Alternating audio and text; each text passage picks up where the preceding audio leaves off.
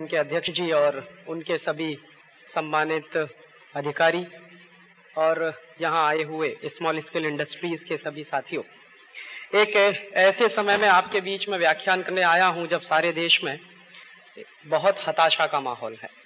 Industries के बीच में जो हताशा है उसको एक ही लाइन में मैं आपसे कहूँ। अभी कुछ दिन पहले मैं शेयर मार्केट में गया था, बॉम्बे स्टॉक एक्सचेंज में मेरा एक लेक्चर हुआ था रिंग के अंदर। बहुत कम लोग होते हैं जिनका लेक्चर वो रिंग में करते हैं, लेकिन पता नहीं मेरा लेक्चर उन्होंने रिंग में रखा।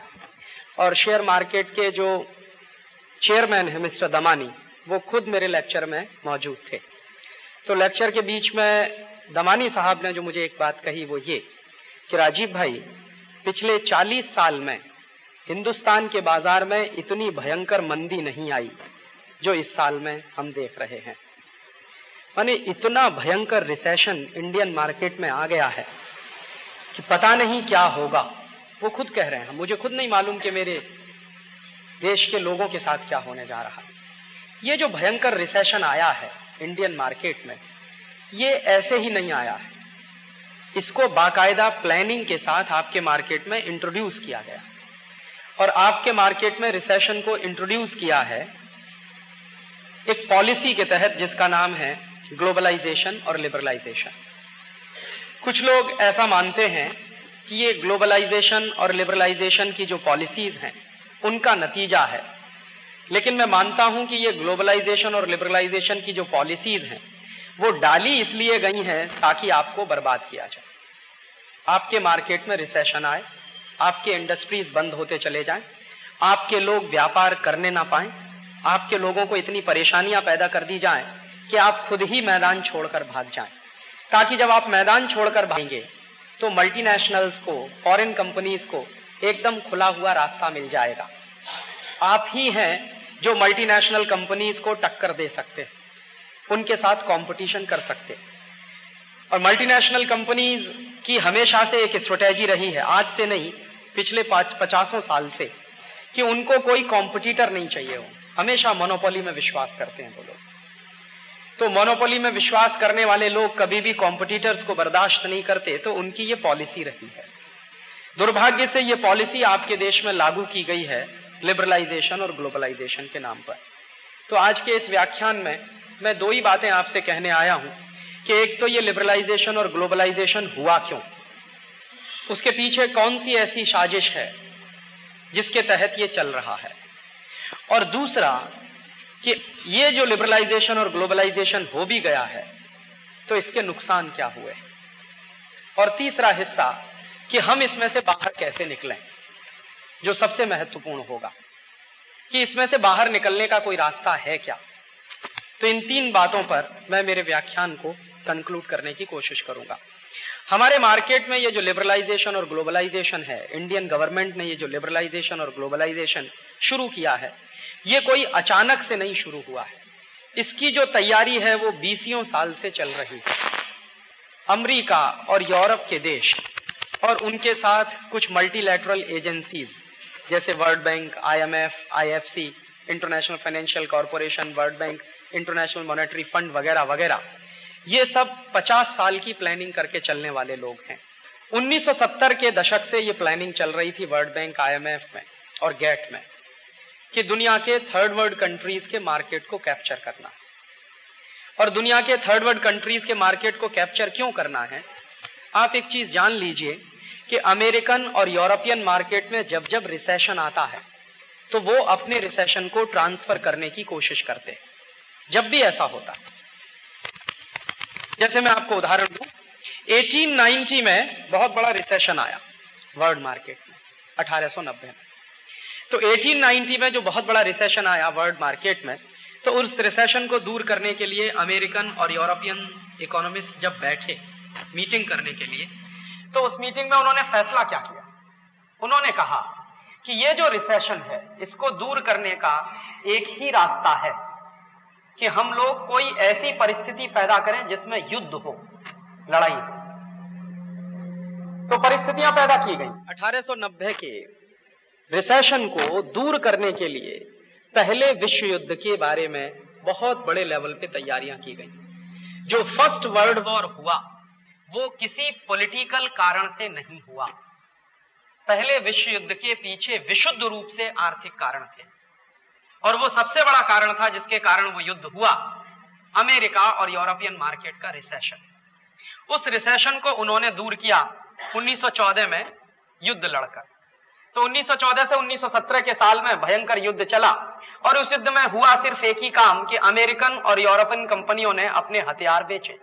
युद्ध जब होता है तो खरीदने वाले देश भी होते हैं, और हथियार बनाने वाली कंपनियां जो हथियार बनाती हैं वो इस तरह के हथियार नहीं होते जो रोज खरीदे जाएं और रोज उनका इस्तेमाल किया जाए।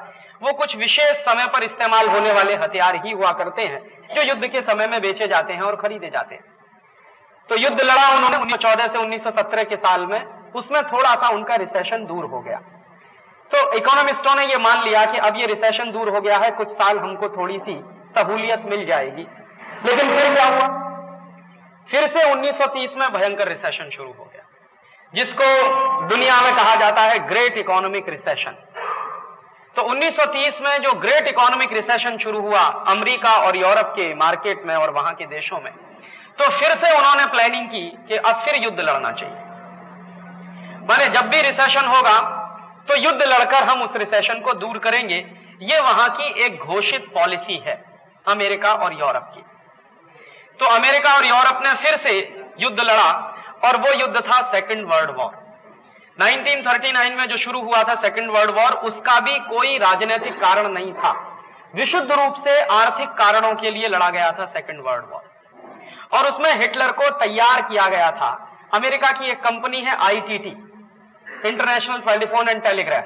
नाम से ऐसा लगता है कि जैसे ये टेलीफोनिक कुछ चीजें बनाती होगी, टेलीग्राफिक कुछ चीजें बनाती होगी, लेकिन सच्चाई यह है कि ये हथियार बनाने वाली बहुत बड़ी कंपनी है अमेरिका की। तो आईटीटी ने क्या किया, अपना एक आदमी लगा दिया हिटलर के साथ। हिटलर को मालूम नहीं था, उनका एजेंट जाके हिटलर में की आर्मी में शामिल हुआ और हिटलर का राइट हैंड मैन बन गया। तो हिटलर को उसने इतना प्रवोक किया, जो हिटलर लड़ना नहीं चाहता था, शामिल होना नहीं चाहता था युद्ध में, उस हिटलर को तैयार कर दिया उस आदमी। तो हिटलर ने एक बार उसी व्यक्ति से जो उसका एडवाइजर बन चुका था, एक्चुअली वो आईटीटी का चीफ था, उसका नाम था फ्रेडरिक म्यूलर। तो म्यूलर को एक बार हिटलर ने पूछा कि अगर मान लो मैं सेकेंड वर्ल्ड वॉर में शामिल भी हो जाऊं तो मेरे पास इतने आर्म्स नहीं है, मैं लड़ूंगा कैसे? तो उसने कहा कि आपको इसकी चिंता करने की जरूरत नहीं है, अमेरिका की बहुत सारी कंपनियां हैं जो आपको आर्म्स बेचने के लिए तैयार है। तो उसने कहा पैसा नहीं है, पैसे को मारिए गोली, पहले आप खरीद लीजिए, हम आपको कर्जा भी दिलवा देंगे। तो आपको कर्जा मिल जाएगा, कर्जा लेकर आप हथियार खरीदिए और उससे युद्ध लड़िए, जब आपको जरूरत पड़े और आपके पास हो जाए तो आपको उसको रिपे कर दीजिएगा। तो म्यूलर ने हिटलर को तैयार किया और हिटलर जो है कूद गया युद्ध में। इसी तरह से अमेरिकन एजेंटों ने जापान को तैयार किया था, जापान भी तैयार नहीं था युद्ध में लड़ने के लिए। तो जापान और जर्मनी को खड़ा कर दिया युद्ध के लिए, और उसमें भयंकर हथियार बेचे गए। आपको जानकर यह आश्चर्य होगा कि अमेरिका और अमेरिका के साथ बहुत सारे देश थे जो दोस्त देश माने जाते थे, जो फ्रेंड कंट्रीज माने जाते थे, और जर्मनी उनके विरोध में था।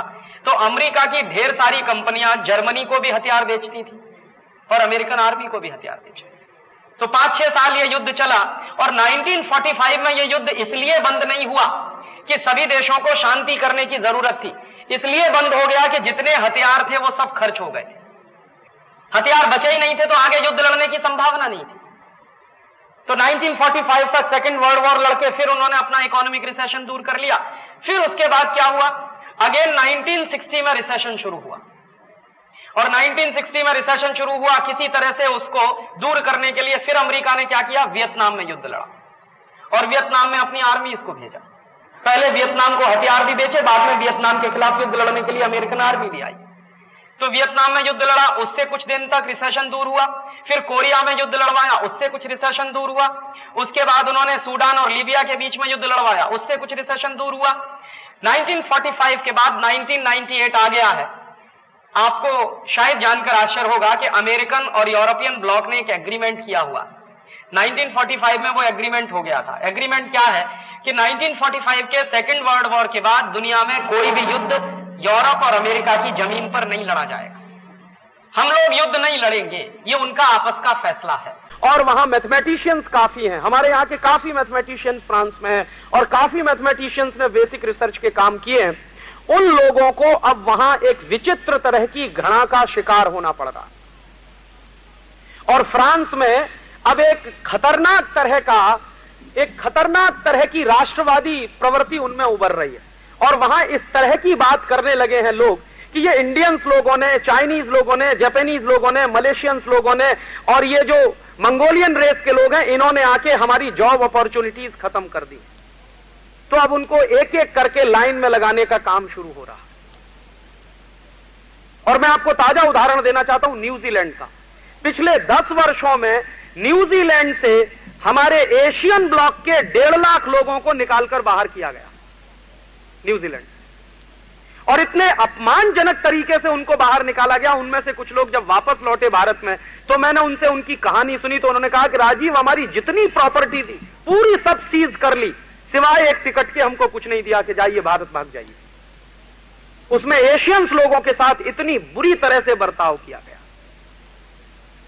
तो एक तरफ आप वहां जाएं, और वहां जाने के बाद जब आप सेकंड ग्रेड सिटीजन हो जाएं और उनके नौकर की तरह से काम करें, और वहां क्या बात कही जाती है।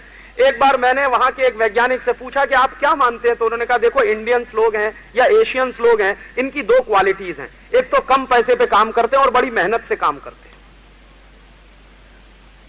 हां, आप कनाडा में जाइए, कनाडा में एक मुहावरा चलता है, और वो मुहावरा नहीं है, सच्चाई है। कनाडा में जाइए, किसी भी अच्छे डॉक्टर के क्लिनिक में पहुंच जाइए और उससे कहिए कुछ बात, तो वो डॉक्टर से आप पूछिए कि बेस्ट सर्विस चाहिए मुझे, तो कहेगा इंडियन डॉक्टर के पास जाओ, मेरे पास मत आओ।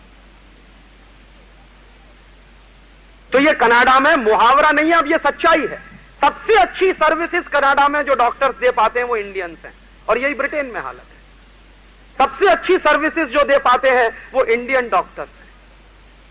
और तब मुझे लगता है कि हर साल हम हमारे देश के हिसाब से अगर लगाएं तो 15 से 20 बिलियन डॉलर का हम लॉस करते हैं नेशनल एक्सचेकर का, और अमेरिका को फायदा ही फायदा है कि इतनी क्रीम को तैयार करने में उसको हर साल 150 से 200 बिलियन डॉलर खर्च करना पड़ेगा। वो सारा का सारा माल उसको 15 से 20 अरब डॉलर में मिल जाता।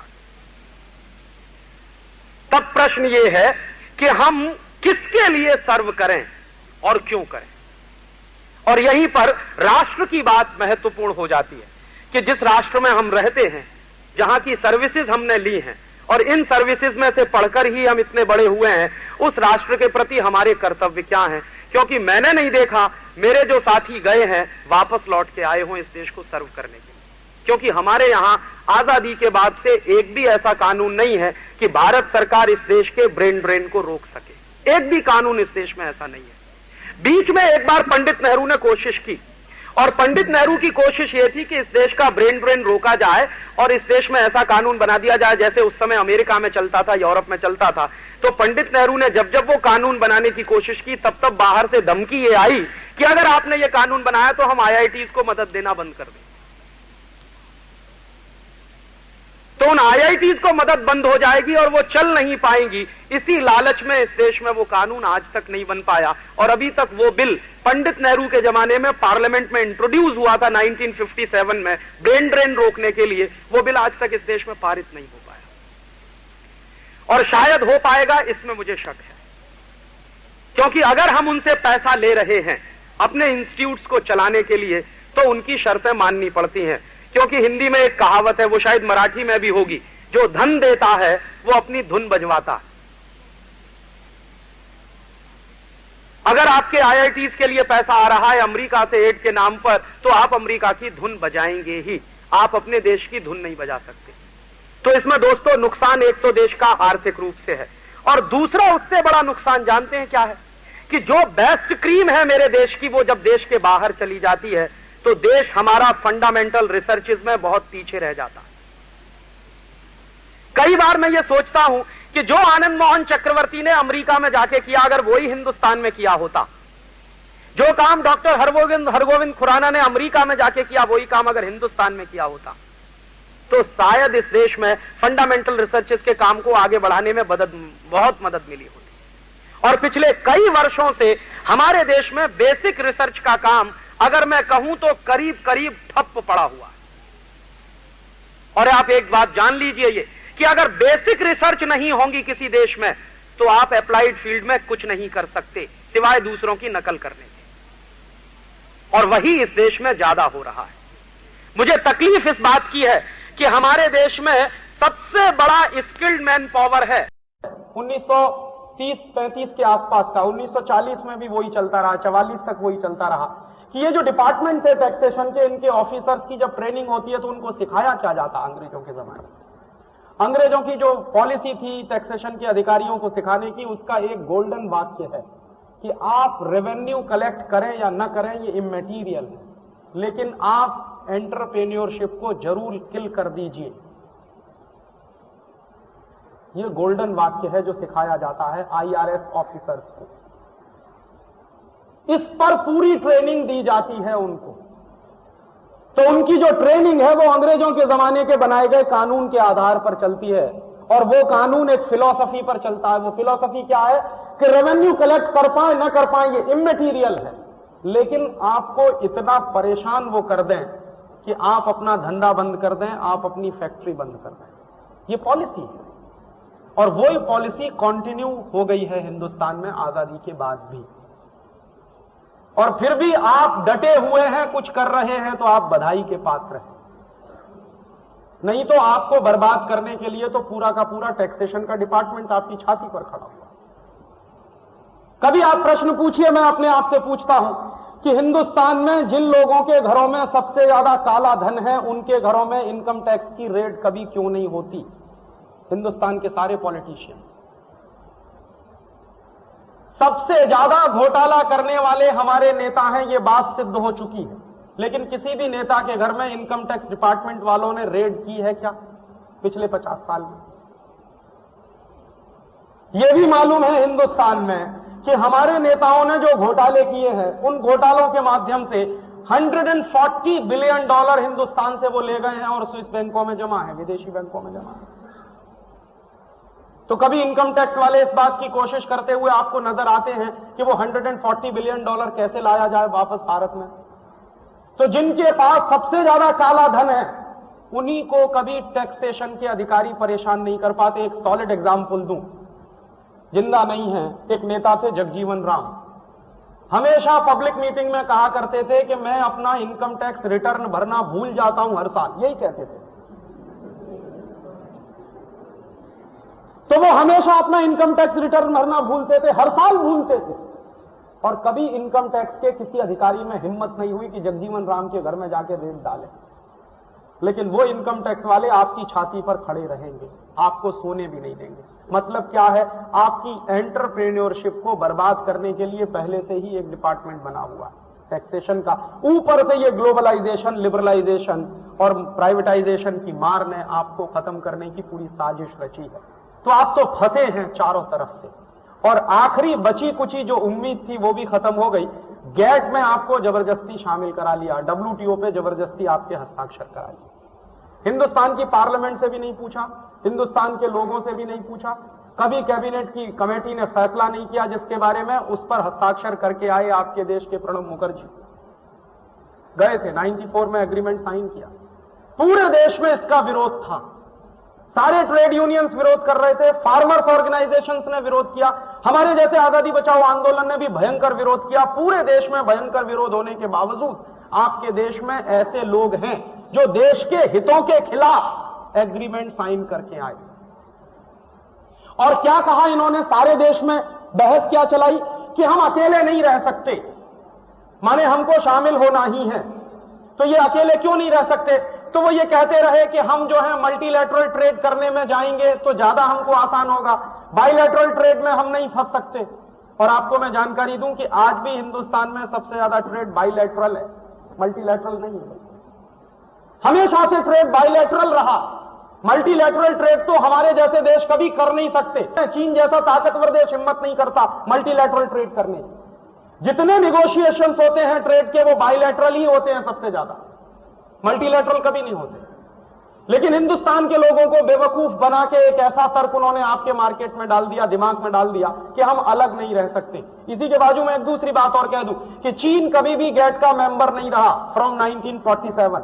जब से गैट बना तब से चीन कभी गैट का मेंबर नहीं रहा, और बिना गैट का मेंबर हुए चीन का ट्रेड सरप्लस है अमेरिका के साथ $30 बिलियन। अमेरिका आजकल पर नहीं रहा, आज वो दुनिया में सेकंड नंबर की वाइब्रेंट इकोनॉमी है अमेरिका के बाद चीन।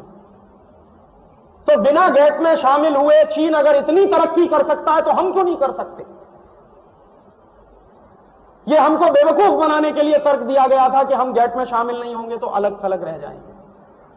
और दूसरी बातें यह कही गई थी कि जब हम गेट में शामिल हो जाएंगे तो बहुत सारे देशों को अपनी बाउंड्रीज तोड़नी पड़ेंगी, ट्रेड के जो बैरियर्स बना रखे हैं वो उनके तोड़े जाएंगे। दो तरह के बैरियर्स होते हैं, क्वांटिटेटिव रिस्ट्रिक्शंस के बैरियर होते हैं और आपके टैरिफ बैरियर होते हैं। तो टैरिफ और नॉन टैरिफ बैरियर जब टूटेंगे तो हिंदुस्तान का एक्सपोर्ट भी उनके मार्केट में जाएगा। इन बेवकूफों ने यह कभी नहीं बताया कि हिंदुस्तान का एक्सपोर्ट है कितना वर्ल्ड मार्केट में, 0.01% है। तो आप उनके ट्रेड बैरियर तोड़वाकर क्या बेच पाएंगे? उससे ज्यादा वो बेच जाएंगे आपके मार्केट में आकर। और वही हुआ, एक्सपोर्ट आपका नहीं बढ़ा अमेरिका में, बल्कि अमेरिका का एक्सपोर्ट हिंदुस्तान में बढ़ गया पिछले 7 वर्षों में और 3 गुने से ज्यादा हो गया। इंपोर्ट जरूर बढ़ाया आपने, वो बैरियर खत्म करा के। तो गेट में शामिल होके आपके देश को एक ऐसे अंधे कुएं में ले जाके धकेल दिया। और अब सारी की सारी पॉलिसीज WTO की तरफ से चल रही हैं। अब उन्होंने आपकी और आर्म ट्विस्टिंग करना शुरू किया कि आपके देश में जो इंडस्ट्रीज चल रही हैं, आप जरा ध्यान करिए, 1970 के पहले का भारत और 1970 के बाद के भारत में बहुत क्वालिटेटिव फर्क है।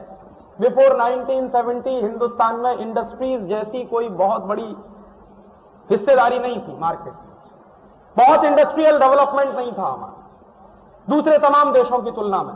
1970 के बाद हमने बहुत तेजी से विकास करना शुरू किया। क्योंकि हमारे देश में एक कानून बना, इंडियन पेटेंट एक्ट।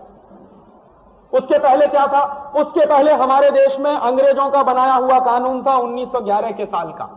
तो 1911 के साल का अंग्रेजों का बनाया हुआ जो कानून था, उसमें क्या था कि प्रोडक्ट पेटेंट भी होता था, प्रोसेस भी पेटेंट होता था, और पेटेंट की अवधि कम से कम 10 से 15 साल की हुआ करती थी। बहुत कोशिश की गई इंडियन पार्लियामेंट में, तो वो पेटेंट एक्ट बदला गया और उस पेटेंट एक्ट को बदलकर एक नया पेटेंट एक्ट बनाया गया जिसमें प्रोसेस के पेटेंट कराने की बात कही गई, प्रोडक्ट पेटेंटेबल नहीं है, यह तय किया था। और प्रोडक्ट पेटेंटेबल क्यों नहीं है? क्योंकि कोई एक प्रोडक्ट है, मान लीजिए वो आप बनाते हैं, मैं बनाता हूं और 10 लोग बनाते हैं, अगर उस पर पेटेंट हो जाए किसी एक आदमी का तो सिर्फ एक ही व्यक्ति बनाएगा उस प्रोडक्ट को, क्योंकि पेटेंट एक लीगल राइट होता। तो इसलिए हमारे यहां प्रोसेस पर पेटेंट तो दिया गया लेकिन प्रोडक्ट को पेटेंटेबल नहीं माना गया। और प्रोसेस का पेटेंट भी सभी इंडस्ट्रीज में नहीं, मुश्किल से 6-7 इंडस्ट्रीज हैं जिनमें प्रोसेस का पेटेंट लागू होता, बाकी सारे इंडस्ट्रीज भी प्रोसेस और प्रोडक्ट दोनों पेटेंट से फ्री रखे गए। इसलिए कि दुनिया के तमाम देशों ने इसी तरह से तरक्की की। अमेरिका में 1790 से लेकर 1910 तक ना प्रोसेस पेटेंट था ना प्रोडक्ट पेटेंट था। दूसरे तमाम देशों में भी ऐसा था। दुनिया के तमाम देशों ने, जापान ने, जर्मनी ने, फ्रांस ने अपनी इंडस्ट्रीज को बचाने के लिए और ज्यादा व्यापक बनाने के लिए पेटेंटेबिलिटी की बात नहीं मानी, और उनके मार्केट में ऐसे ही था जो हमारे मार्केट में आज है। तो उसके चलते उन्होंने अपने आप को आगे साल से, जिस साल से अमेरिका आजाद हुआ, तो आज अमेरिका की यह हालत नहीं होती, जो इतना विकसित हो गया अमेरिका, यह संभव ही नहीं था उनके लिए। तो उन्होंने हमारे मार्केट में वो प्रोसेस और प्रोडक्ट दोनों पेटेंट के लिए WTO पे हस्ताक्षर करके भारत सरकार ने भी कहना शुरू कर दिया कि अब तो हमको ये बदलना ही पड़ेगा। पहले जबरदस्ती जाके हस्ताक्षर करके आए, फिर मजबूरी बताना शुरू कर दिया कि अब तो हमको ये बदलना ही पड़ेगा। तो अब वो प्रोसेस और प्रोडक्ट पेटेंट का कानून आपके देश में लागू होने जा रहा है। अब 1970 का पेटेंट एक्ट खत्म होने जा रहा। अब इसमें क्या है, जो अंग्रेजों के पेटेंट का कानून इस देश में चलता था, ठीक वैसा ही एक नया कानून अब इस देश में आ रहा है, जिसमें कम से कम पेटेंटेबिलिटी की अवधि 20 साल की होगी। नया पेटेंट एक्ट ड्राफ्ट किया है, उसकी कॉपी मेरे पास है। आजकल हम लोग उस पर काफी सीरियसली स्टडी कर रहे हैं। तो उसमें पेटेंटेबिलिटी का मिनिमम पीरियड है 20 ईयर्स। तो मान लीजिए आप कोई एक्स प्रोडक्ट बनाते हैं और उस एक्स प्रोडक्ट पर अमेरिका की कंपनी ने पेटेंट ले लिया और वो कम से कम 20 साल के लिए ले लिया, तो आप उस अमेरिका की कंपनी के पेटेंट राइट्स का इंफ्रिंजमेंट करेंगे तो आपके कारखाने को ताला डलवा देंगे। और इसमें क्या है कि प्रोसेस के साथ साथ प्रोडक्ट का भी पेटेंट होगा। तो मान लीजिए किसी एक्स प्रोसेस से आप कोई एक प्रोडक्ट बनाते हैं, वो प्रोडक्ट अब आप नहीं बना पाएंगे अगर उस प्रोसेस पर अमेरिकन कंपनी ने पेटेंट करा रखा। तो या तो आपको उस कंपनी का सब कॉन्ट्रैक्टर बनना पड़ेगा और या फिर आप अपनी आइडेंटिटी लूज कर जाएंगे। आप एक इंडिपेंडेंट एंटरप्रेन्योर नहीं रह पाएंगे मार्केट में। और अमेरिकन कंपनियों ने क्या किया है, हिंदुस्तान में वो पेटेंट का एक्ट लागू हो उसके पहले कम से कम उन्होंने 1 करोड़ पेटेंट एप्लीकेशन फाइल करवा दिए हैं फर्जी नामों से, पहले से ही। और जैसे ही हमारे देश में वो कानून बनेगा पेटेंटेबिलिटी का, वैसे ही उनको, और नियम उसमें क्या है, जो ड्राफ्ट आया है जो हमने पढ़ा है उसमें है फर्स्ट कम फर्स्ट गेट, माने जिन्होंने पहले एप्लीकेशन फाइल किया है उनको पहले मिलेगा। तो आपने तो अभी इंतजार करते करते सोचा भी नहीं है एप्लीकेशन फाइल करने का, उसके पहले उन्होंने एप्लीकेशन फाइल कर रखे। और वो कंपनियां ये कह रही हैं, उसमें एक ऐसा भी प्रोविजन है कि जब तक अमेरिकन या यूरोपियन या मल्टीनेशनल कंपनियों को पेटेंट राइट नहीं मिलेगा उतने साल के लिए उनको एक्सक्लूसिव मार्केटिंग राइट्स मिलेंगे। एक्सक्लूसिव मार्केटिंग राइट्स का बहुत सीधा सा मतलब है कि कोई माल वो मार्केट में बना रहे हैं, उस माल को अगर आप बना रहे हैं तो आपको वो अधिकार नहीं होगा मार्केटिंग का, उन्हीं को होगा, क्योंकि उनको पेटेंट के एप्लीकेशन को उन्होंने फाइल कर रखा। और ये एक ऐसा हथियार है, आखिरी ब्रह्मास्त्र है जिसको वो चलाने की कोशिश कर रहे हैं। और इसमें अगर आप फंसे तो खड़ा रहना मुश्किल हो जाएगा। इसमें अगर आप चले गए तो बचने की फिर कोई भी आशा छोड़ दीजिए। तो ऐसी बुरी परिस्थिति में जब हम चारों तरफ से घिरे हुए हैं तब प्रश्न आता है कि करें क्या। अब करने के लिए हमारे पास 2 ही रास्ते हैं। पहला रास्ता यह है जो एक वाक्य से शुरू होता है, either protest otherwise you will be perished. या तो विरोध करिए खड़े होकर ताकत के साथ, नहीं तो खत्म हो जाएंगे आप। तो एक रास्ता तो यह है कि पूरी ताकत से विरोध करना है। ये जो झंझावात आया हुआ है, इस झंझावात का विरोध करना है। तो ये विरोध तभी हो सकता है जब आप इसको लाने वाले लोगों के चेहरे पहचानें। पहले तो अपने दिमाग से इस बात को निकालें कि जिनको आज तक हम बेस्ट फाइनेंस मिनिस्टर मानते रहे, एक्चुअली वो ट्रेटर्स ऑफ द कंट्री हैं, जिन्होंने डुबो दिया है पूरे देश को। और आप सिर्फ मेरी बात पर विश्वास मत करिए, थाईलैंड का प्राइम मिनिस्टर यही कह रहा जो मैं कह रहा हूं। थाईलैंड डूब गया, इंडोनेशिया भी डूब गया, साउथ कोरिया भी डूब गया। और ये सब देश क्यों डूबे हैं? इन्होंने वही किया है जो आपके यहां चल रहा। 10-10, 15-15 साल पहले इन सारे एशियन कंट्रीज ने लिबरलाइजेशन, ग्लोबलाइजेशन का वही रास्ता शुरू किया था जो आपके देश में चल रहा। और आज उनकी हालत उनको मालूम है कि वो डूब गए हैं। तो थाईलैंड के प्राइम मिनिस्टर ने अभी 3 दिन पहले एक स्टेटमेंट दिया है जो हिंदुस्तान के हर अखबार में छपा। उसने कहा है कि हम डूब गए हैं ग्लोबलाइजेशन और लिबरलाइजेशन में। इंडियन गवर्नमेंट को हम चेतावनी दे रहे हैं कि वो इस रास्ते पर आगे ना बढ़े, नहीं तो इंडिया भी डूब जाएगा। ये उसकी चेतावनी, थाईलैंड के प्राइम मिनिस्टर। इंडोनेशिया के प्राइम मिनिस्टर ने भी यही कहा। मलेशिया के prime minister doctor Mahathir Mohamad भी यही कह रहा। और रूस के प्रेसिडेंट बोरिस येल्त्सिन भी यही कह रहा कि जो गलती 1986 में मिखाइल गोर्बाचोव ने की उसका नतीजा हम भुगत रहे हैं, वो गलती हिंदुस्तान में नहीं होनी चाहिए। ये सारे देश कह रहे हैं कि आप डूब जाएंगे अगर इसी रास्ते पर जाएंगे। और हमारे बेवकूफ वित्त मंत्री कह रहे हैं कि कोई चिंता की बात नहीं, माने चलते ही रहिए इसी रास्ते पर, जब तक हम डूब ना जाएं तब तक उनको लगता ही नहीं है कि कोई चिंता की बात भी है। तो आप उनकी तरफ देखना छोड़िए। तो कुछ काम हमको करने पड़ेंगे। सबसे पहला काम, इस पूरी शक्ति के साथ हमारी जितनी भी है टूटी फूटी, उसका विरोध करिए। विरोध करने के कुछ तरीके हैं। सबसे पहला तरीका क्या है? महात्मा गांधी ने एक रास्ता दिखाया है हमको। महात्मा गांधी क्या कहते थे कि जब दुश्मन से लड़ाई लड़नी होती है तो दुश्मन के पहले हथियार देख लो, क्या हथियार हैं जो उनको इस्तेमाल कर रहा है, और आपको समझ में आ जाए कि उसके हथियार क्या हैं तो उसकी स्ट्रेटेजी समझो कि किस स्ट्रेटेजी से काम कर रहा है। तो अगर हमको समझ में आ रहा है कि उनके हथियार क्या हैं और उनकी स्ट्रेटेजी क्या है, तो फिर गांधी जी ने एक तीसरा वाक्य कहा कि जब पता चल जाए कि दुश्मन की स्ट्रेटेजी क्या है, उसके हथियार क्या है, उसकी शक्ति का अंदाजा लग जाए, तो सबसे पहला काम दुश्मन की सप्लाई लाइन काटो।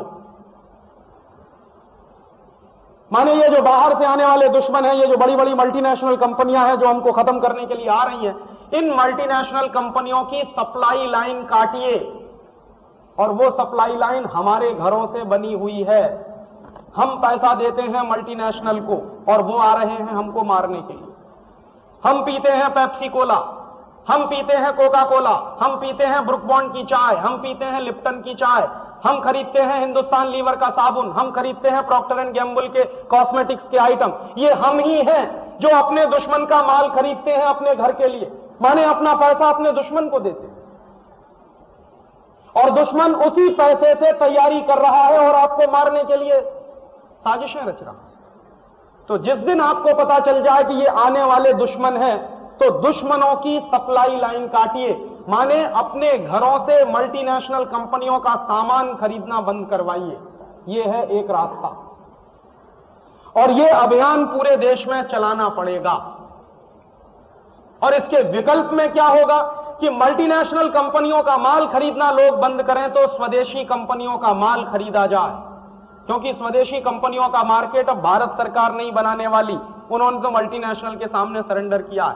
ये हमारे जैसे लोग ही कर पाएंगे। पूरे देश में स्वदेशी की एक स्पिरिट पैदा करनी पड़ेगी, वैसी ही स्पिरिट जो 1905 के साल में पैदा की गई थी। लोकमान्य तिलक ने स्वदेशी आंदोलन चलाया था, क्यों? ताकि ईस्ट इंडिया कंपनी का माल बिकना बंद हो जाए। और लोकमान्य तिलक कहा करते थे कि स्वदेशी और स्वराज्य एक ही सिक्के के दो पहलू हैं, अगर स्वदेशी नहीं आएगा तो स्वराज्य कभी नहीं आ सकता, और स्वराज्य अगर मुझे लेना है क्योंकि मेरा वो जन्मसिद्ध अधिकार है, इसलिए स्वदेशी लाना ही पड़ेगा। और तब उन्होंने गांव-गांव में विदेशी कपड़ों की होलियां जलवाना शुरू किया था, गांव-गांव में विदेशी माल का बहिष्कार करवाना शुरू किया था, गांव-गांव में जो विदेशी माल बेचने वाली दुकानें थी उन पर पिकेटिंग करवाना शुरू किया था। ये सब काम सारे देश में चला था, उससे एक शक्ति पैदा हुई थी। और ईस्ट इंडिया कंपनी को जो मुनाफा मिलता था वो मुनाफा 20-25 साल में आधे से भी कम रह गया था। तब अंग्रेजों ने हिंदुस्तान छोड़ने का फैसला किया था। दुश्मन को जब तक आपकी शक्ति मिलती रहेगी, आपकी ताकत मिलती रहेगी, तब तक वो यहां से छोड़कर नहीं जाएगा। तो पहला रास्ता तो यह है कि सारे देश में एक स्वदेशी का जबरदस्त आंदोलन चले, जिसमें लोग घर घर में, गांव-गांव में, बच्चे, विद्यार्थी, स्कूल में पढ़ने वाले सबको स्वदेशी का संकल्प लेना ही होगा विदेशी के बहिष्कार के लिए। एक तो ये कार्यक्रम है और एक ये रास्ता है। दूसरा रास्ता, हमारे ही देश के कुछ लोग हैं जो मल्टीनेशनल कंपनियों के शेयर्स खरीदते हैं, डिवेंचर्स खरीदते हैं, हम ही।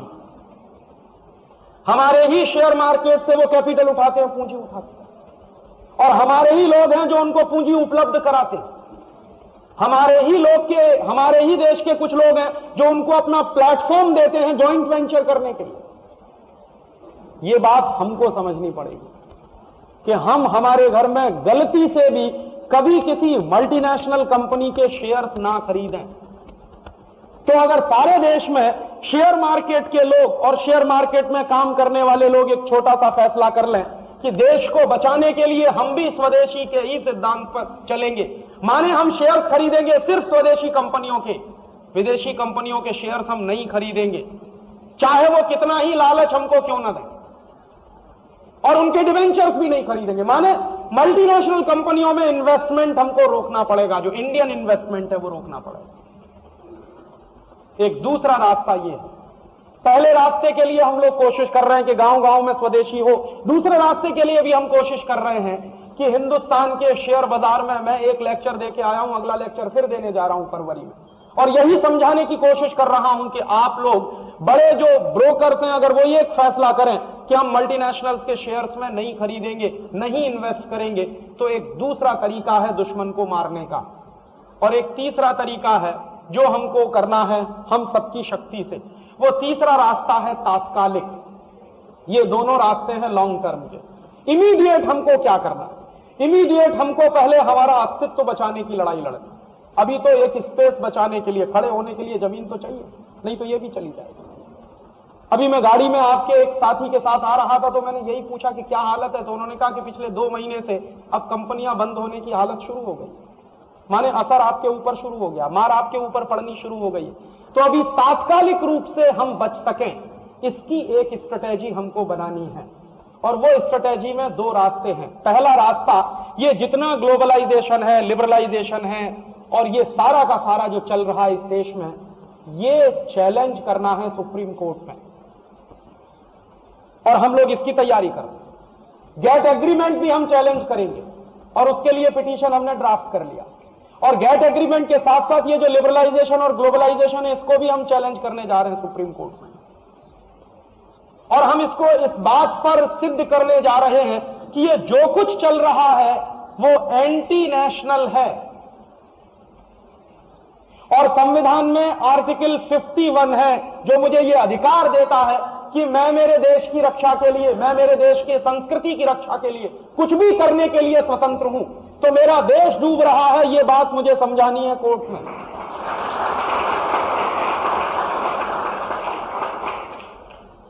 और इस पिटीशन के लिए हमारी जो स्ट्रेटेजी है वो ये है कि एक साथ हिंदुस्तान के 10-15 हाई कोर्ट्स में ये पिटीशन हमको डालनी एक साथ।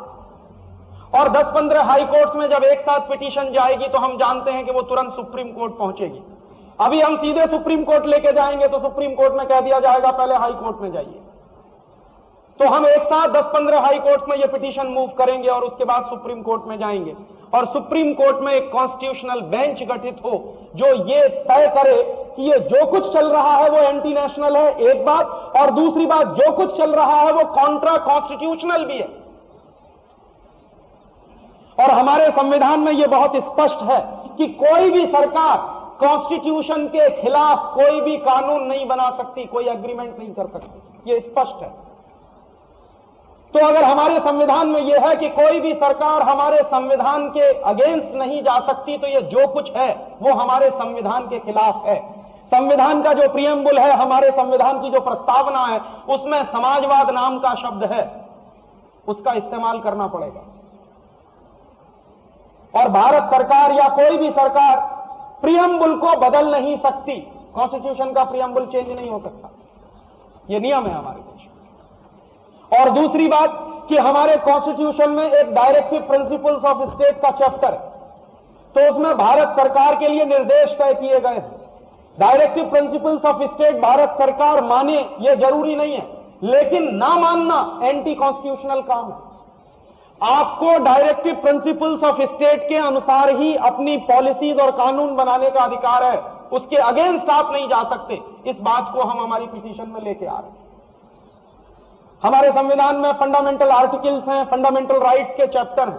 आर्टिकल 19(1)G मेरे जीविका के अधिकार की मुझसे बात करता, तो हिंदुस्तान के उन 8 करोड़ लोगों की जीविका क्यों खत्म हो गई due to globalisation and liberalisation, यह सरकार को जवाब देना होगा। हर आदमी को अपनी जीविका चलाने का अधिकार है। अगर आप छोटी छोटी फैक्ट्री चलाते हैं तो वो जीविका के सिद्धांत के तहत आता। अगर आपकी फैक्ट्री बंद हो रही है तो इसका माने सरकार उस खेल में शामिल है। तो सरकार ये कॉन्ट्रा कॉन्स्टिट्यूशनल काम कैसे कर सकती है? और हम सिद्ध करने जा रहे हैं कि ये सरकार ही कॉन्ट्रा कॉन्स्टिट्यूशनल है, एंटी नेशनल है। और इस बात पर सारे देश में भयंकर बहस हमको करानी है।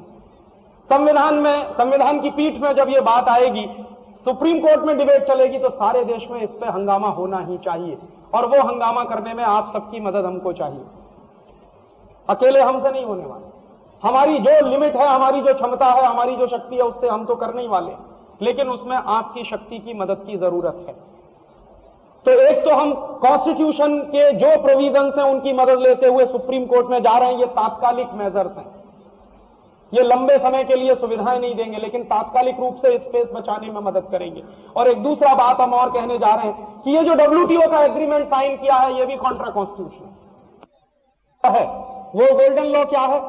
If international law and domestic law, अगर कोई अंतर्राष्ट्रीय कानून और हमारे देश का अपना कानून क्लैश करता है, then always domestic law should prevail. ये गोल्डन रूल है।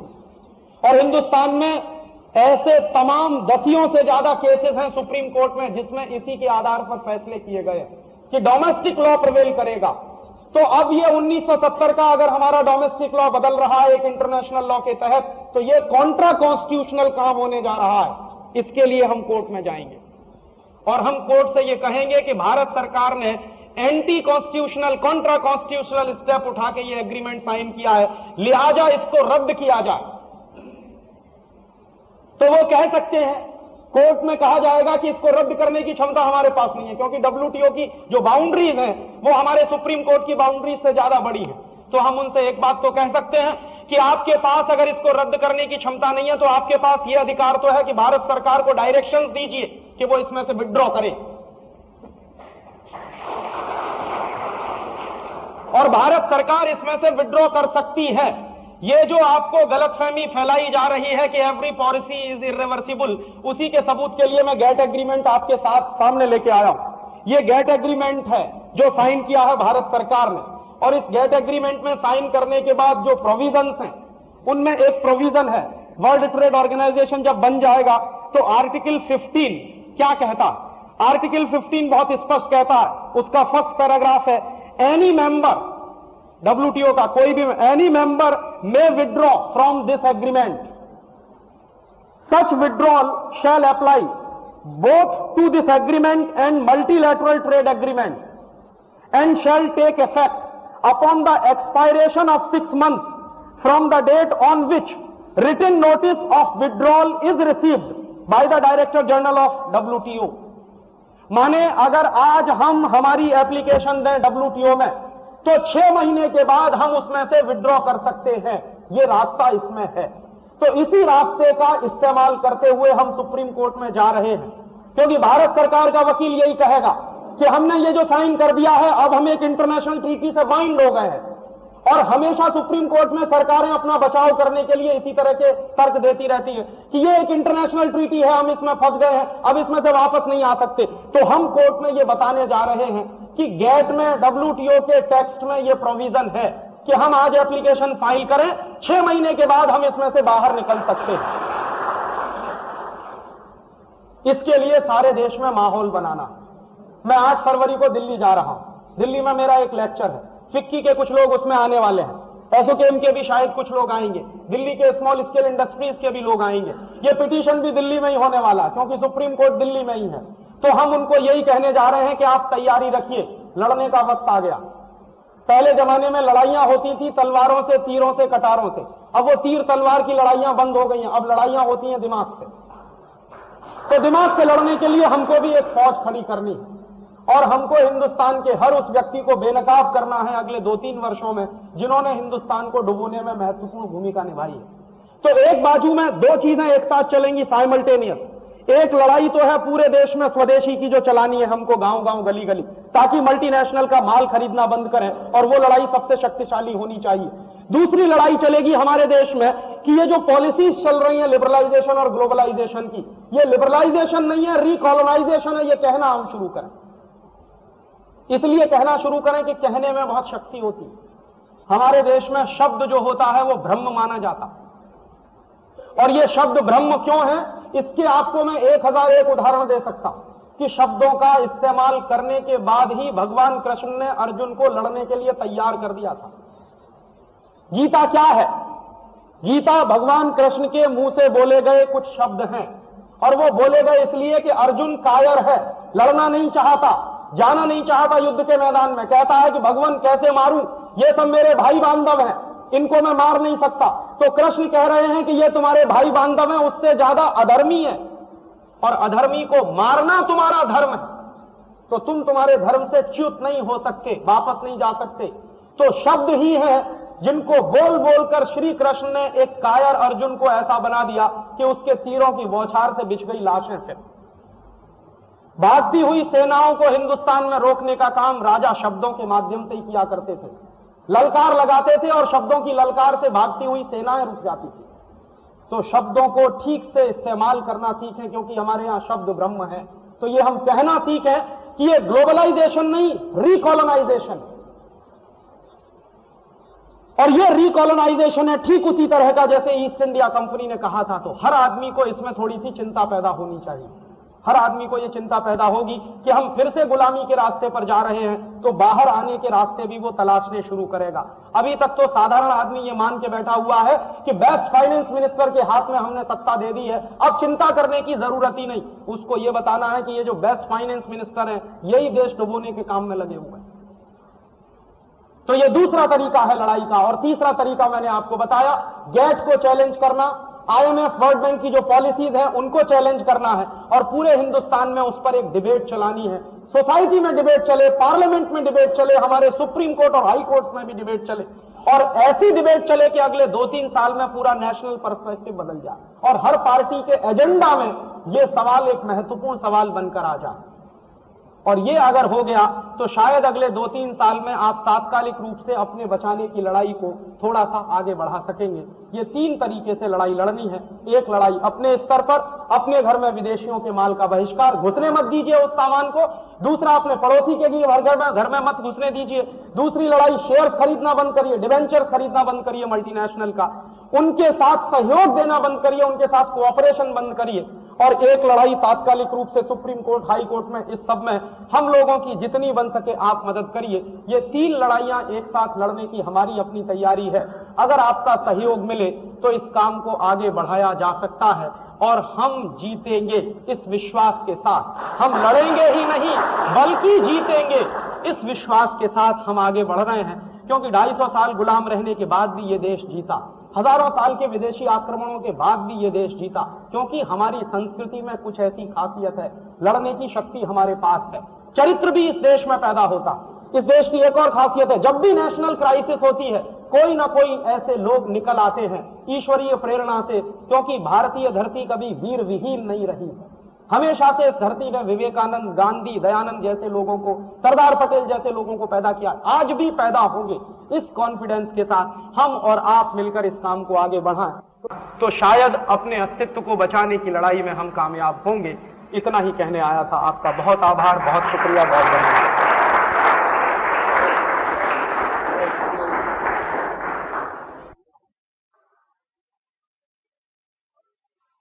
I am basically a pharmacist and I have done the foreign trade management from University of Bombay. Shortly I am going to present my project on foreign trade of India, wherein I have done a study of India's imports and exports before the independence of India and after the independence of India. And so during the course of study of the project, I have find that the import and exporting more to US rather than importing from India. So what is that which makes India insecure from USA? One. Second thing, where Mr. Dixit has said that the world market share of India is only 0.1%, but as on date it is only it's 0.6%. Mr. Dixit. Third thing I would like to ask him is if he talks of boycotting multinational companies by way of not investing in shares or by not using their products, how will the foreign companies have the confidence to invest in India? And if immediately this confidence is not there, what will be the effect of this on the Indian economy with immediate effect? आपने 3 सवाल किए हैं। पहले आखिरी सवाल का जवाब दे दूं कि अगर मल्टीनेशनल का हमने बॉयकॉट किया तो वो हिंदुस्तान में इन्वेस्टमेंट नहीं करेंगे, ऐसा उनका कहना। वो आज भी इन्वेस्टमेंट नहीं कर रहे हैं, क्योंकि इन्वेस्टमेंट के लिए उनके पास खुद कुछ नहीं है। अमेरिकन मार्केट में रिसेशन इतना जबरदस्त है कि उनको अपना रिसेशन दूर करने के लिए कैपिटल की जरूरत है। इसलिए हिंदुस्तान में पिछले 7 वर्षों में जो एफडीआई आया, फॉरेन डायरेक्ट इन्वेस्टमेंट आया, वो मुश्किल से 20,000 करोड़ रुपए के आसपास है। मुश्किल से 20,000 करोड़ रुपए के आसपास। ये क्यों हुआ है? इसके पीछे बिल्कुल स्पष्ट एक कारण है कि उनके पास आपके यहां इन्वेस्ट करने के लिए कुछ है नहीं। अगर होता तो वो अपना रिसेशन पहले दूर करेंगे, क्योंकि उनको मार्केट में पैसे की बहुत जरूरत है। इसलिए उनके इन्वेस्टमेंट पे भरोसा करना यह दुनिया की सबसे बड़ी बेवकूफी है। कोई भी देश फॉरेन इन्वेस्टमेंट पे डेवलप नहीं करता है, इंक्लूडिंग जापान। जापान ने भी अपने डोमेस्टिक सेविंग्स बढ़ाए थे, चीन ने भी अपने डोमेस्टिक सेविंग्स बढ़ाए थे। दुनिया में जितने देशों ने कुछ किया है आज तक वो सब डोमेस्टिक सेविंग्स के दम पर किया है। हम भी, मैंने आपसे कहा कि हमको मल्टीनेशनल के इन्वेस्टमेंट की जरूरत क्या है, जब हर साल हम 2 लाख करोड़ का डोमेस्टिक सेविंग्स कर रहे हैं। हमारे जीडीपी का 24% हमारी डोमेस्टिक सेविंग्स है और जीडीपी 8 लाख करोड़ का। तो 2 लाख करोड़ अगर हम बचाते हैं एक साल में, तो ये 20,000 करोड़ से तो कितना गुना ज्यादा है जो मल्टीनेशनल लेके आए। और वो 20,000 करोड़ जो आया है उसके लिए आपने दे क्या दिया है उनको, इसका आपको अंदाजा नहीं है। आपने 20,000 करोड़ देकर अपनी इकोनॉमी के साथ जो मोलेस्टेशन कराया है उसका आपको अंदाजा नहीं है। तो इसलिए फॉरेन इन्वेस्टमेंट पे जो लोग भरोसा करते हैं वो हमेशा धोखा खाते हैं, और है नहीं उनके पास। सच्ची बात यह है कि उनके पास इन्वेस्टमेंट होगा तो वो पहले अपने मार्केट का रिसेशन दूर करेंगे, क्योंकि अमेरिका में खुद बड़े बड़े कारखाने बंद हो रहे हैं और कंपनियां आपस में एक दूसरे के कंपटीशन से बचने के लिए कार्टेल्स बना रहे हैं। जनरल इलेक्ट्रिक ने अभी जनरल मोटर्स के साथ समझौता किया, आईबीएम फोर्ड के साथ शामिल होने जा रही है। तो ये सारे दुनिया में, यूरोप में भी यही हो रहा। बड़ी बड़ी कंपनियां मिलकर कार्टेल्स बना रही हैं। क्यों बना रही हैं? क्योंकि एक दूसरे के कंपटीशन से बचना है। मार्केट में वैसे ही रिसेशन है, एक दूसरे के कंपटीशन में फंसेंगे तो और माल नहीं बिकेगा, इसलिए उनको वो समझ में आ रहा है। तो हमको ये बात समझनी चाहिए, इसलिए उनके इन्वेस्टमेंट पे भरोसा मत करिए। 7 साल में अगर 20,000 करोड़ आया तो 1 साल में कितना बैठता? 3-3.5 हजार करोड़ बैठता। और 3-3.5 हजार करोड़ क्या होता है? हमारे देश की नेशनल सेविंग्स 2 लाख करोड़ की है 1 साल की, तो 3-3.5 हजार करोड़ कुछ नहीं होता। इसलिए विदेशी पूंजी पर निर्भरता बिल्कुल बंद करिए। हमारे पास अपनी स्वदेशी पूंजी है, एक बात। दूसरी बात, उनका जो सवाल है कि हिंदुस्तान का एक्सपोर्ट अमेरिका के साथ, एक्सपोर्ट ज्यादा है इंपोर्ट कम है, वो बात मैंने अपने ही लेक्चर में कही है कि आपका एक्सपोर्ट ज्यादा क्यों दिखाई देता है? क्योंकि आपके रुपए की कीमत गिरती चली जा रही है, तो वॉल्यूम आपका बढ़ता चला जा रहा है एक्सपोर्ट का, लेकिन आने वाली आमदनी आपको दिखाई नहीं दे रही। तो वॉल्यूम ऑफ एक्सपोर्ट तो हम बढ़ा रहे हैं क्योंकि हमारी मजबूरी है। पहले $1 का माल हमको बेचना है तो 18 रुपए का हिसाब का बैठता है, अब वही $1 का माल 40 रुपए का बैठ रहा है। तो आपको 18 से जब 40 दिखाई देता है तो आपको दिख रहा है कि एक्सपोर्ट बढ़ गया। एक्चुअली एक्सपोर्ट बढ़ नहीं रहा। एक्सक्यूज मी, मैं डॉलर टर्म्स में बात कर रहा हूं, रुपए टर्म्स में नहीं, डॉलर टर्म्स में भी बात कर रहे हैं। वॉल्यूम ऑफ एक्सपोर्ट बढ़ रहा, यह सही बात है, क्योंकि आपका डिवैल्यू होता चला जा रहा। आने वाली इनकम जो आपकी एक्सपोर्ट्स की हैं वो खत्म होती जा रही हैं, और उससे भी ज्यादा जितना एक्सपोर्ट नहीं बढ़ रहा है उससे ज्यादा इंपोर्ट बढ़ रहा। अदरवाइज आपका ट्रेड डेफिसिट क्यों है? 1991 के साल में भारत सरकार के बजट में 3,000 करोड़ का ट्रेड डेफिसिट था। आज आपके बजट में 18,000 करोड़ का ट्रेड डेफिसिट होने के प्रोजेक्शन खुद वित्त मंत्री कर रहे हैं। तो ये क्यों हो रहा? अगर आपका एक्सपोर्ट बढ़ रहा है तो ये ट्रेड डेफिसिट क्यों है? फिर आपका ट्रेड डेफिसिट इसीलिए है कि आपके एक्सपोर्ट्स नहीं बढ़ रहे हैं, इंपोर्ट्स बढ़ रहे हैं। और जो पहली बात उन्होंने कही कि हिंदुस्तान का जो वर्ल्ड मार्केट में शेयर है इस समय, ये जो मैंने 0.01% का जो स्टैटिस्टिक्स दिया है वो प्लानिंग कमीशन के सर्वे की रिपोर्ट है दिसंबर 1997 की।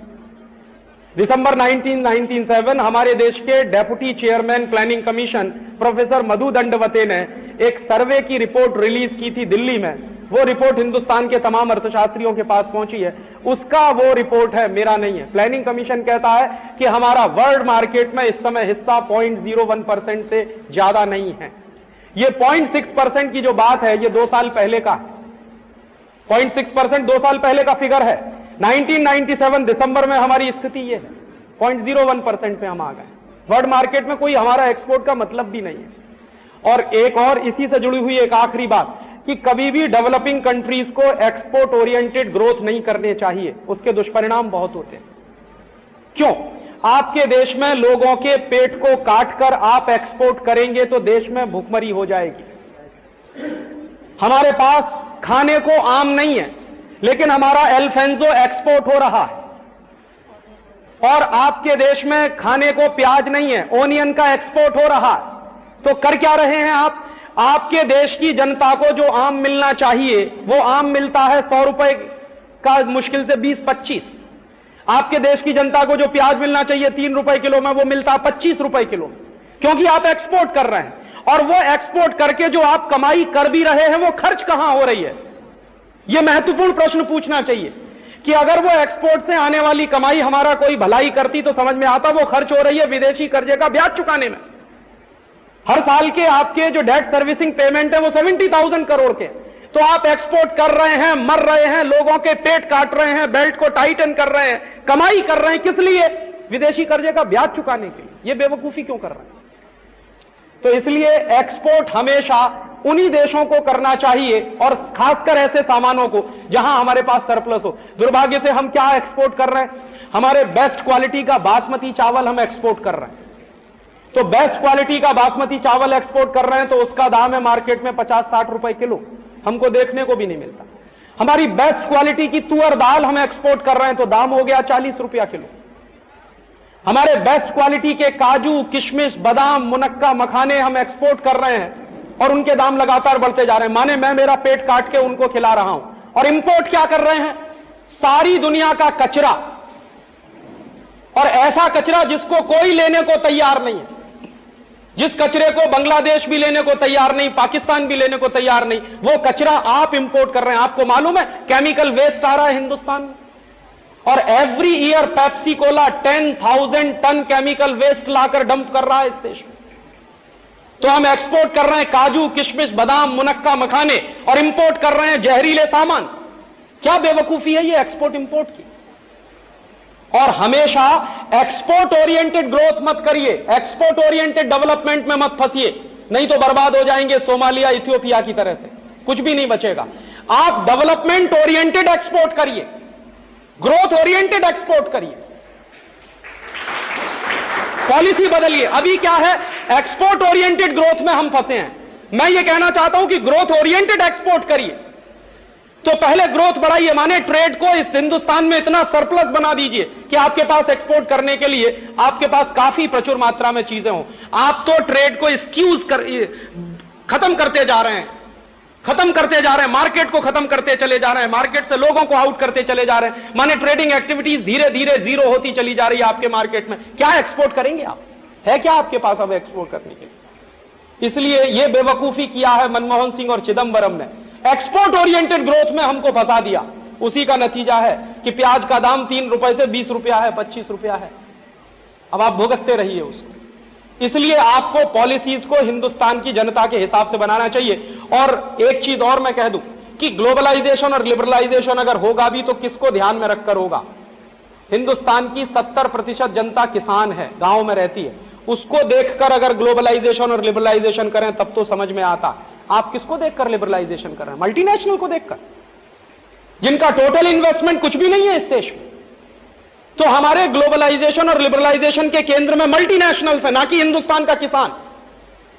हिंदुस्तान का किसान बेचारा एक गांव से गेहूं लेकर दूसरे प्रदेश में जाकर बेच नहीं सकता, और कारगिल आएगा तो हिंदुस्तान के किसी भी गांव में उसको गेहूं बेचने का लाइसेंस मिला हुआ है। तो आप लिबरलाइजेशन कर रहे हैं किसके लिए? विदेशियों के लिए? पहले अपने देश के लिए करिए। और हमेशा लिबरलाइजेशन होता है डोमेस्टिक। पहले हमको डोमेस्टिक या इंटरनल लिबरलाइजेशन करना होगा और 15-20 साल उसको चलाना होगा। उसके बाद एक्सटर्नल लिबरलाइजेशन के लिए अपना दरवाजा खोलना होगा। यही पॉलिसी जापान ने चलाई, यही चीन ने चलाई, यही अमेरिका ने चलाई, यही फ्रांस ने चलाई, और तब वो थोड़े से खड़े होने लायक बने। वो पॉलिसी हमको भी चलानी चाहिए। बट जो फॉरेन इन्वेस्टमेंट नहीं होने से जो डॉलर्स नहीं आएंगे, उसके लिए जो हमारे पोल है petrol, oil and lubricant imports, इसको हम कैसे कवर करें? इसको हम कम करेंगे। हिंदुस्तान में कारों का उत्पादन कम करवाइए। कोई जरूरत नहीं है हमको इतनी कारें चलाने की।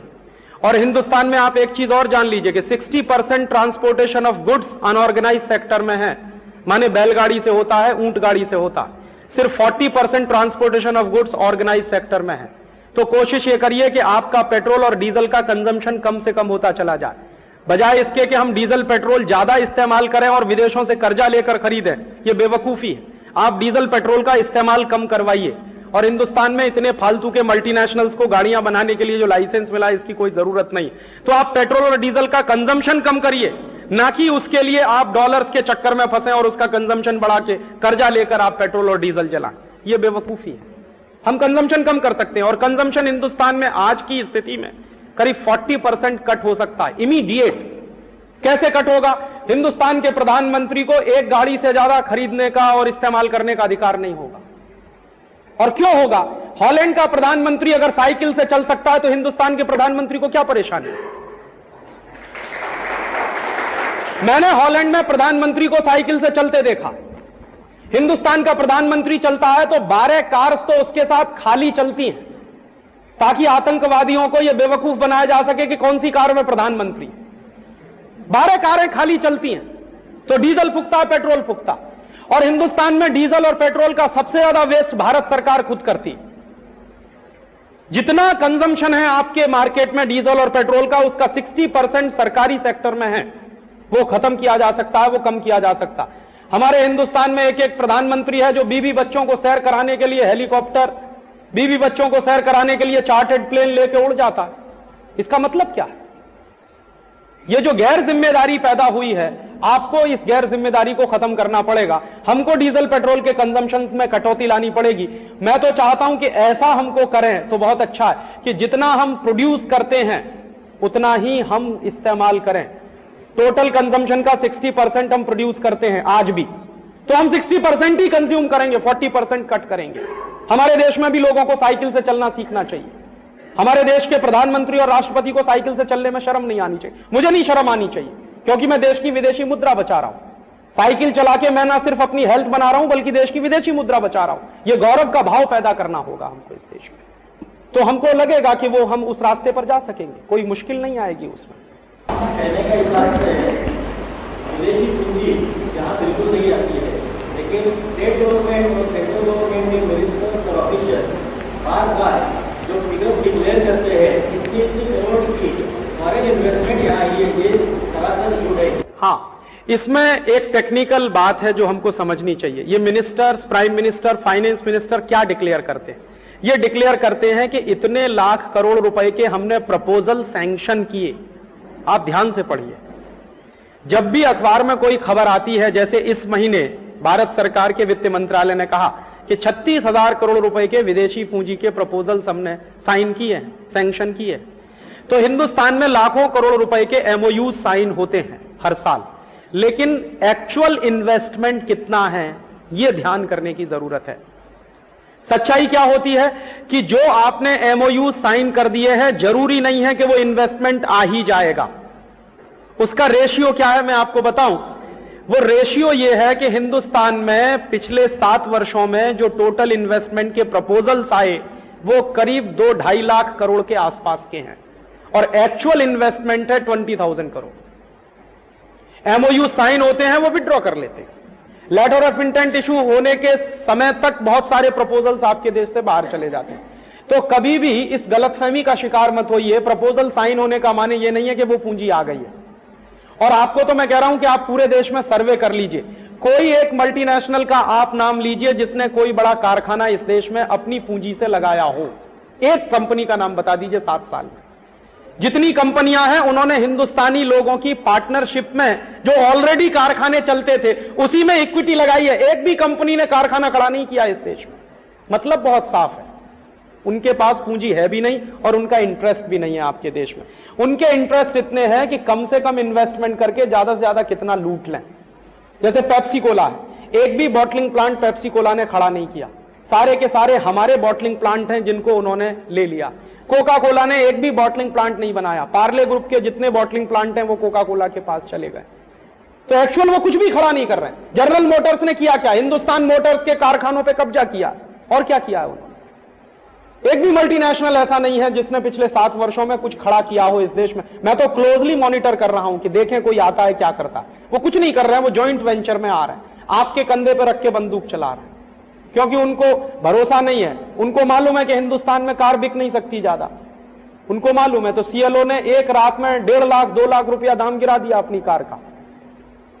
7 लाख रुपए से 4.5 लाख पे आ गए, तो भी नहीं बिकेगी वो, क्योंकि हिंदुस्तान की जनता में आप 20 करोड़ परिवार हैं, 20 करोड़ कार खरीदवा नहीं सकते हिंदुस्तान के लोग।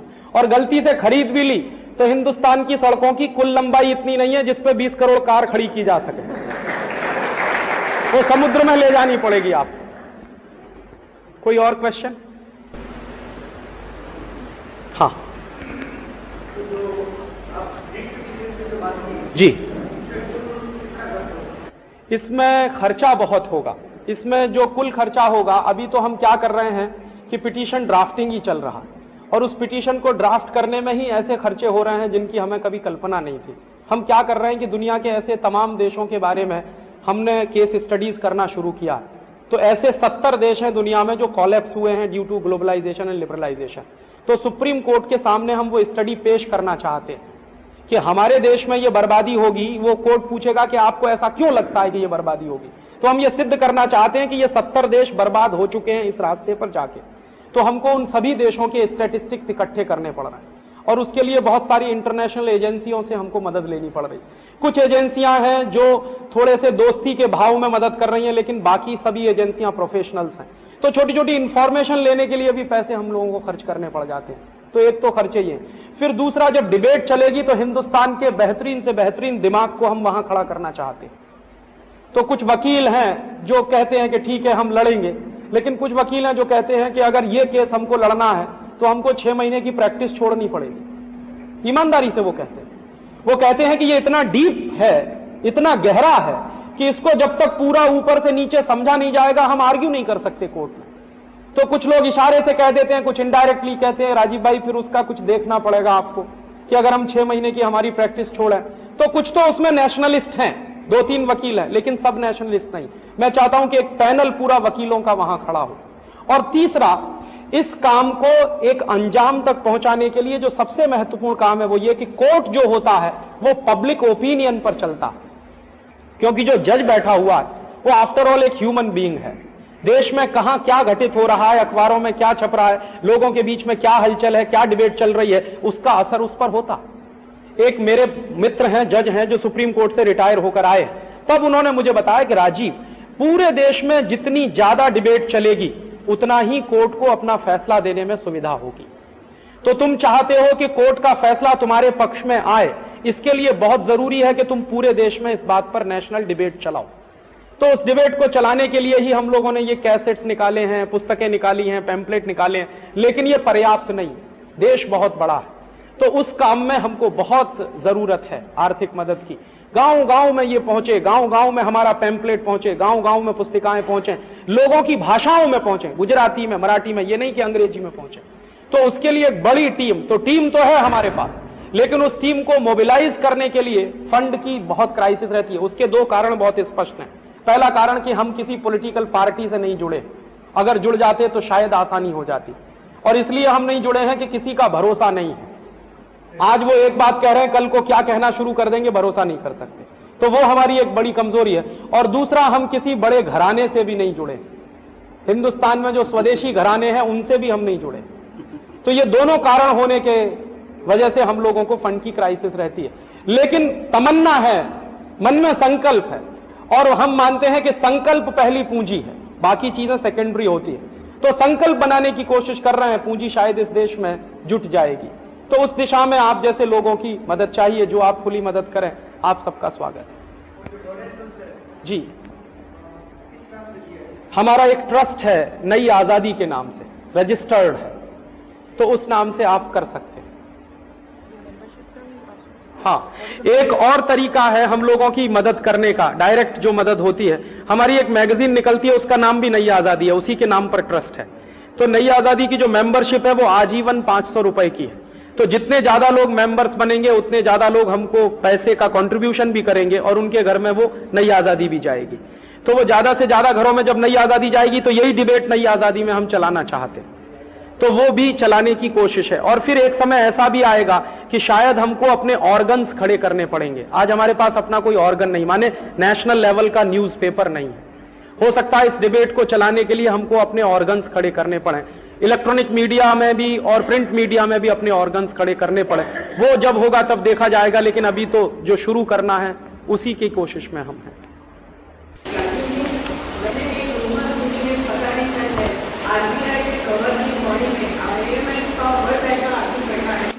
ये र्यूमर, ये बिल्कुल सच है जी, बिल्कुल सच है। एक नहीं है, 6 लोग हैं। मैं नाम बता सकता हूं, लेकिन मेरी एक मजबूरी है कि आप कहीं परेशानी में ना फंस जाएं। मुझे डर नहीं लगता नाम लेने में। कंफर्म 6 लोग हैं, और वो 6 लोगों का ऑफिस अगर आपको देखना हो तो कभी आप मेरे साथ दिल्ली चलिए, साउथ ब्लॉक में जहां प्राइम मिनिस्टर बैठता है उसके ठीक सामने उनका ऑफिस है, और वो क्लोजली मॉनिटर करते हैं आपके बजट को। राउंड द क्लॉक मॉनिटरिंग उनकी चलती है। 6 लोग हैं, एक नहीं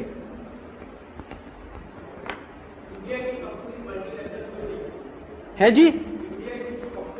हां, क्यों नहीं हो रही हैं? उसके 2 कारण हैं। पहला सबसे स्पष्ट कारण है कि आपके देश में आपको काम करने के लिए 14-15% के इंटरेस्ट पर लोन लेना पड़ता है, और मल्टीनेशनल कंपनियों को काम करने के लिए 3-4% पर लोन मिल जाता है। सबसे बड़ा कारण है कि आपके देश में इंटरेस्ट के रेट दुनिया में सबसे ऊंचे हैं इस समय भी। सबसे बड़ा कारण यह है। अब आप उससे तुलना कर लीजिए अपनी, कि कोई कंपनी आई है उसको 3% इंटरेस्ट पे $100 बिलियन मिलेगा, और आपको 15% के इंटरेस्ट पे अगर $1 बिलियन भी मिलेगा, तो आप कल्पना कर लीजिए कि आप दौड़ेंगे कैसे। एक बात। दूसरी बात, हर मल्टीनेशनल के सपोर्ट में उनके देशों की सरकारें खड़ी हुई हैं। दुर्भाग्य से ये हमारे देश में नहीं है। आपको मैं बता दूं, एक छोटा सा केस हुआ एनरॉन का, पूरी अमेरिकन गवर्नमेंट हिंदुस्तान में खड़ी हो गई आके। जैसे ही यहां यह हुआ कि एनरॉन का एग्रीमेंट कैंसिल किया जाएगा, अमेरिका का ट्रेड रिप्रेजेंटेटिव, अमेरिका का कॉमर्स सेक्रेटरी, अमेरिका का फॉरेन ट्रेड सेक्रेटरी सब हिंदुस्तान में आके हाजिर हो गए, सिर्फ एक एनरॉन। और एनरॉन प्राइवेट कंपनी है, अमेरिकन पब्लिक सेक्टर की कंपनी नहीं है। तो अमेरिका की एक कंपनी के लिए पूरी गवर्नमेंट खड़ी है प्रोटेक्शन के लिए, आपके देश में ऐसा नहीं है। और तीसरा एक और कारण है कि हर मल्टीनेशनल कंपनी को उनकी पॉलिसीज बनाने में आईएमएफ, वर्ल्ड बैंक के तमाम अधिकारियों की मदद मिलती है। या इसको ऐसे कहूं मैं कि मल्टीनेशनल के लोग आईएमएफ, वर्ल्ड बैंक में भी हैं और उनके लोग मल्टीनेशनल्स में भी हैं। म्यूचुअल हर इंफॉर्मेशन उनको मिलती रहे। जैसे मैं आपको एक उदाहरण दूं, आईएमएफ को पता था कि हिंदुस्तान में 1 जुलाई 1991 को 23% डिवैल्यूएशन होगा। यह खबर उन्होंने 3 दिन पहले अपनी तमाम कंपनियों को बता दी। तो उन्होंने हिंदुस्तान में क्या किया, डॉलर उठा लिया मार्केट से, और 2 जुलाई को वही डॉलर लेके आए आपके मार्केट में फिर। तो हर एक डॉलर पे उन्होंने 23% का मुनाफा कमाया। ये वो करते हैं, इनकी तुरंत सूचना उन कंपनियों को मिल जाती है। ये सुविधाएं आपके देश में नहीं है आपकी कंपनियों को। तो इसलिए आपके देश की कंपनियां वैसी बन नहीं पाई, बहुत कोशिश करने के बाद भी नहीं हो पाई। उसके ये 3 बड़े कारण हैं, छोटे छोटे और भी बहुत सारे कारण हैं, लेकिन ये 3 मुख्य कारण जी जी। यदि ये कारण दूर करने के लिए ज्यादा एफर्ट किए गए, बिल्कुल करने चाहिए। मैं तो मानता हूं, मैंने आपसे स्पष्ट कहा कि दुनिया में बिना प्रोटेक्शन के कोई भी ट्रेड जिंदा नहीं रहता। तो हमको भी प्रोटेक्शन देना पड़ेगा हम अपने उन सेक्टर्स को जो अभी भी अमेरिका की कंपनियों के समकक्ष नहीं है। और आपने ही कहा अपने उदाहरण में कि एक कंपनी आए जिसका टोटल ट्रेड जो है आपके सरकार के बजट से ज्यादा हो, तो उसके साथ आप कॉम्पीट कैसे करेंगे। तो जहां पर आपका ट्रेडिंग सेक्टर या मैन्युफैक्चरिंग का या आपकी एंटरप्रेन्योरशिप अभी डेवलप हो रही है, वहां प्रोटेक्शन देना ही पड़ेगा। और जहां पे हो चुकी है वहां प्रोटेक्शन देने की उतनी जरूरत नहीं पड़ेगी। बिना प्रोटेक्शन के दुनिया में कोई भी ट्रेड नहीं चलता, हर देश में यही हुआ है, हमको भी करना पड़ेगा। राजीव जी, बहुत लोगों का मानना है कि अगर मल्टीनेशनल इस देश में नहीं आएंगे तो टेक्नोलॉजिकल ग्रोथ नहीं होगा। हाँ, इसमें बस 1 मिनट में जवाब दे दूं क्योंकि मुझे एक दूसरे व्याख्यान के लिए जाना है। टेक्नोलॉजी का जितना डेवलपमेंट होता है वो अपने लेवल पे होता है, कोई भी मल्टीनेशनल आपको टेक्नोलॉजी नहीं देता। जैसे मैं उदाहरण आपको दूं, हमारे देश में क्रायोजेनिक इंजन बनाने की टेक्नोलॉजी नहीं थी। हमने 3 मल्टीनेशनल को अप्रोच किया, राजीव गांधी अमेरिका गए, एग्रीमेंट साइन करने की कोशिश की, लेकिन अमेरिका ने साफ मना कर दिया। हमारे पास सुपर कंप्यूटर नहीं था एक जमाने में, राजीव गांधी ने अप्रोच किया, अमेरिका ने सुपर कंप्यूटर देने से मना कर दिया। फिर जो सुपर कंप्यूटर हमको अमेरिका से नहीं मिला उसके लिए फिर रूस की कोशिश, रूस ने भी मना कर दिया। क्रायोजेनिक इंजन देने की बात रूस ने मान ली, लेकिन सुपर कंप्यूटर देने से मना कर दिया। फिर क्या हुआ, वो लौट के आए, हिंदुस्तान में मीटिंग हुई, साइंटिस्टों ने कहा कि मायूस मत होइए, आप एक प्रोजेक्ट बनाइए और हमको काम करने की खुली छूट दीजिए। उन्हीं हिंदुस्तान के वैज्ञानिकों ने 3 साल के अंदर क्रायोजेनिक इंजन बना लिया। और शायद इस साल आप देखेंगे कि हमारे जो सैटेलाइट छोड़े जाएंगे वो हमारे बनाए हुए क्रायोजेनिक इंजन के होंगे।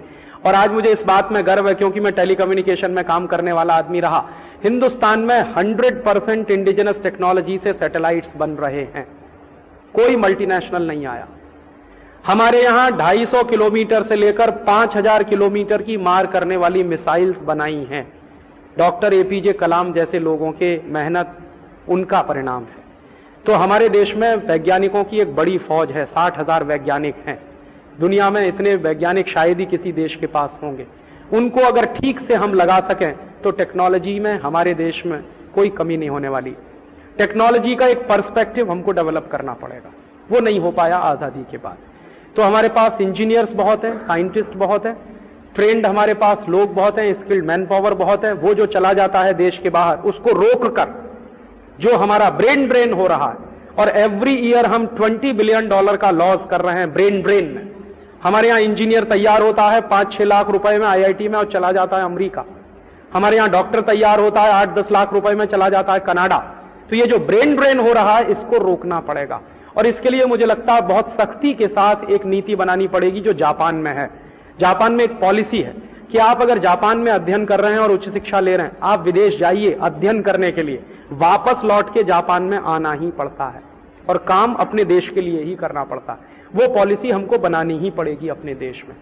तो वो पॉलिसी बने और एक नेशनल मोबिलाइजेशन हो। तो टेक्नोलॉजी में हम किसी से पीछे नहीं हैं। हमने सुपर कंप्यूटर बनाया है और एक नहीं 14 हैं अब हमारे पास। और आज दुनिया में ना सिर्फ सॉफ्टवेयर बल्कि हार्डवेयर में हम दुनिया में बेस्ट कंप्यूटर और बेस्ट प्रोग्राम्स एक्सपोर्ट करने की स्थिति में हैं, बशर्ते कि प्रोटेक्शन मिले, तब ये हम कर सकते हैं। तो ये संभव है इस देश में। ब्रेन हमारे पास है, दिमाग हमारे पास है, एक स्पिरिट की जरूरत है।